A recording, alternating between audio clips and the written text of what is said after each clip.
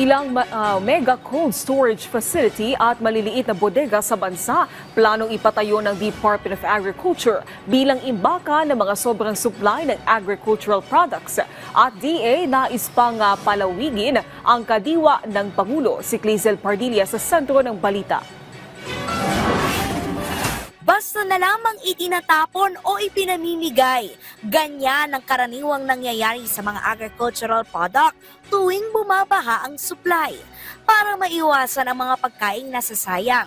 Target ng Department of Agriculture na magtayo ng mega cold storage facility at maliliit na bodega sa iba't ibang bahagi ng bansa. Bubuhusan niya ng 1.2 bilyong pisong pondo mula sa unprogram fund na inaprobahang gamitin ng ahensya. Uumpisahan ang procurement process bago matapos ang taon. Kaya siya 1.5. Yung 0.5 is yung isang mega structure.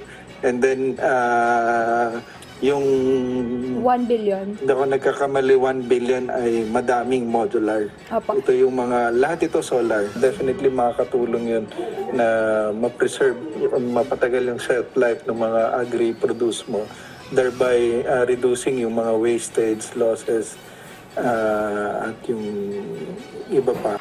Nakatakdang palawigin ng Agriculture Department ngayong buwan ang kadiwa ng Pangulo. Sa Visayas at Mindanao, nasa 45 karagdagang kadiwa ang inaasahang bubuksan bago matapos ang Oktubre. Meron na tayong Cagayan de Oro next week. Meron na tayo dyan sa Cebu. Sina Governor Gwen has already allowed us to be able to sell the P29.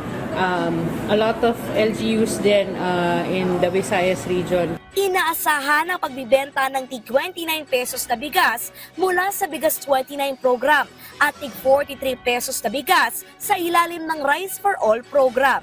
Clizel Pardilla para sa Pambansang TV sa Bagong Pilipinas.